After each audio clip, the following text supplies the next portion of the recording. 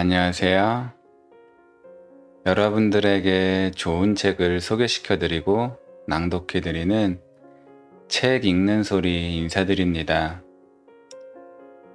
아주 예전에 제가 아주 어릴 때부터 있었던 헌책방을 다녀왔어요.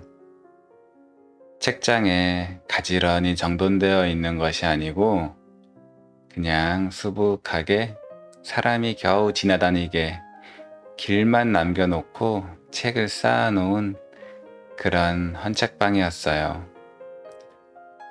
들어서자마자 헌책 특유의 냄새가 코끝을 자극하는 게 너무 좋더라고요.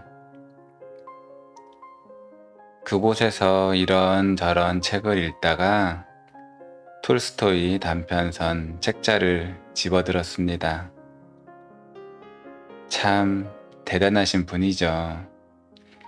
이렇게 시간이 지난 후에도 그의 작품을 우리가 보면서 감동받을 수 있다는 것이 대단하다고밖에 표현할 방법이 없는 것 같아요. 이 책은 도서출판 인디북에서 출판을 하셨고요. 박형규님께서 옮겨주셨답니다. 단편선이라 여러 가지 이야기가 있는데요. 그 중에 하나 여러분들에게 읽어드리고자 합니다.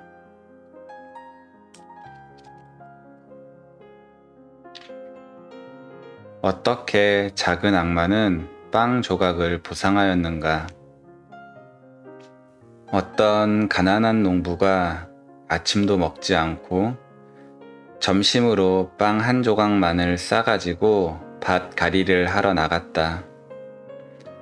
농부는 쟁기를 내리고 수레를 덤불 밑에 끌어다 놓은 다음 그 위에 빵을 얹고 겉옷으로 빵을 덮었다. 일을 하다가 이윽고 말도 지치고 농부도 시장길을 느꼈다. 농부는 쟁기를 밭에 꽂아둔 채 말을 풀어서 꼴을 먹도록 놓아준 다음 자기도 겉옷이 있는 쪽으로 점심을 먹으러 갔다. 농부는 겉옷을 들춰보았다. 그러나 빵 조각이 없었다. 그는 부근을 찾아보기도 하고 겉옷을 뒤집어 털어보기도 했으나 빵 조각은 없었다. 농부는 참 이상한 일도 다 있다고 생각했다. 온 사람이라곤 아무도 없었는데 누가 빵을 가지고 갔을까? 그러나 사실은 농부가 밭을 갈고 있는 동안 작은 악마가 빵 조각을 훔쳐내고 덤불 뒤에 숨어서 동정을 살피고 있었다. 농부가 화를 내고 욕을 해댐으로써 큰 악마를 기쁘게 해주리라 생각하며 귀를 기울이고 있었던 것이었다. 농부는 약간 실망했다. 할 수 없지. 설마 굶어 죽게 하려고. 누군가 훔쳐갔다면 꼭 필요해서 가져갔겠지. 아무나 먹게 내버려 두자. 농부는 우물로 가서 물을 잔뜩 마시고 한숨을 쉬고 나서 쟁기를 메고 또 밭을 갈기 시작했다. 작은 악마는 농부로 하여금 죄를 짓게 만들지 못하자 당황하여 큰 악마에게 달려갔다. 그는 큰 악마 앞에 나아가 자기가 농부의 빵을 훔쳤는데도 농부는 욕을 하기는커녕 오히려 복받을 말만 했다고 보고했다. 큰 악마는 노발대발하며 말했다. 만약 농부가 정말로 너를 이겼다면 그것은 모두 너의 잘못이다. 내 방법이 나빴기 때문이야. 만약에 농부들과 그들의 안악들까지 그런 생활 태도를 갖게 되면 우리들은 할 일이 없어져서 살아갈 수가 없어지잖아? 절대 그대로 둘 수는 없어. 한 번 더 농부에게 가서 그 빵 조각을 보상하고 오너라.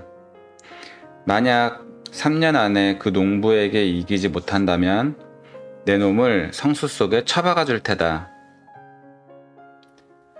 작은 악마는 깜짝 놀라 지상으로 달려나가 어떻게 자기의 죄를 보상해야 좋을지 그 방법을 궁리하기 시작했다. 곰곰이 생각한 끝에 마침내 묘안이 떠올랐다. 작은 악마는 성실한 사람으로 둔갑하여 가난한 농부네 집 머슴으로 들어갔다. 그리하여 여름에 가뭄이 들 것을 예상하여 농부에게 습지에 씨앗을 뿌리라고 일렀다. 농부는 머슴의 말대로 습지에다 씨앗을 뿌렸다. 그랬더니 다른 농부네 밭에서는 모든 농작물이 타서 말라 죽었는데 이 가난한 농부네 집에서는 잘 자란 이삭이 연글어 풍작이 되었다. 그래서 농부에게는 곡식이 그 이듬해 추수 때까지 먹고도 남아돌 정도였다. 다음해 여름 머슴은 농부에게 언덕 위에 씨를 뿌리라고 권했다. 그랬더니 그해 여름에는 비가 몹시 많이 내렸다.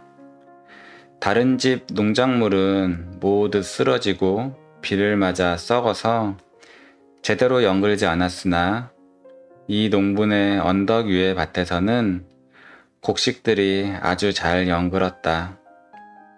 그래서 또다시 많은 곡식이 생겼고 그것을 처분하기 곤란할 정도였다.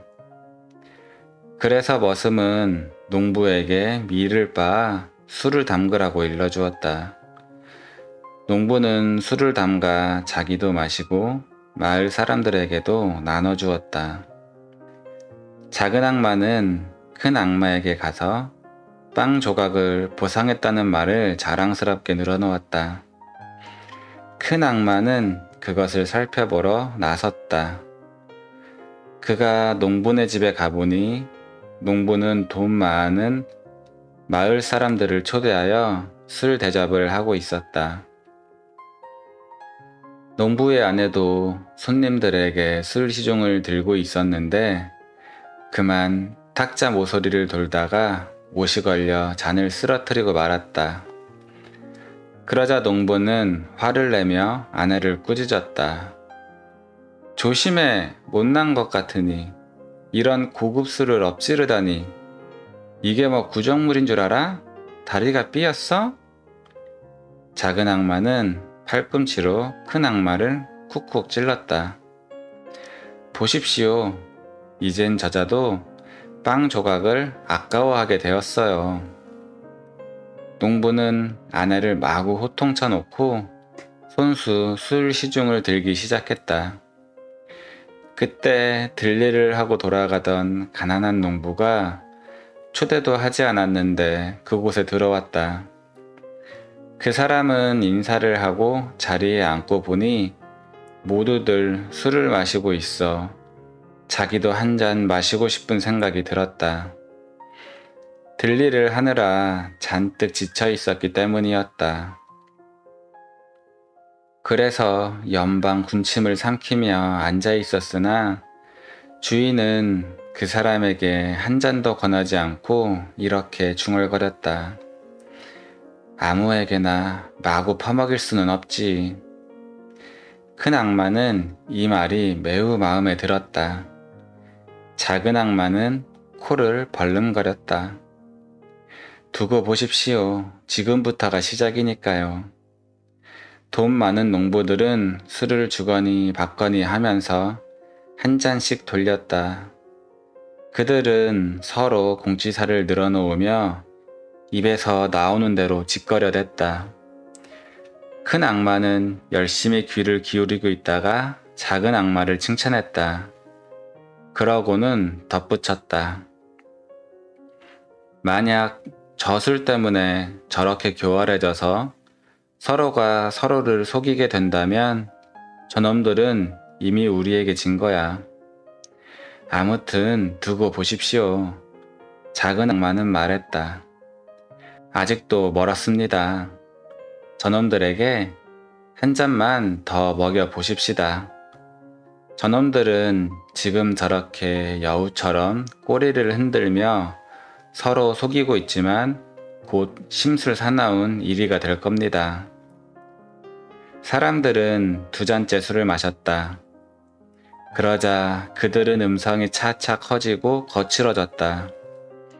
간지러운 공치사 대신 그들은 서로 욕설을 퍼붓고 화를 내며 멱살을 잡고 싸움을 했다. 주인도 싸움판에 끼어들어 호되게 얻어맞았다. 큰 악마는 가만히 그것을 보고 있었다. 그는 이것도 마음에 들어 했다. 거참 재밌는데? 그가 말했다. 그러나 작은 악마가 재빨리 대답했다.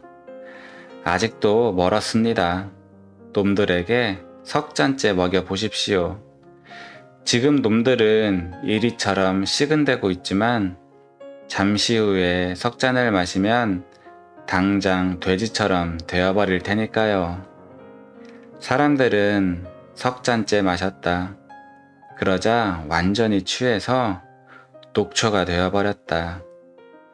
그들은 무슨 말인지 알아들을 수 없는 말을 중얼거리고 소리를 지르며 남의 말을 듣지 않았다.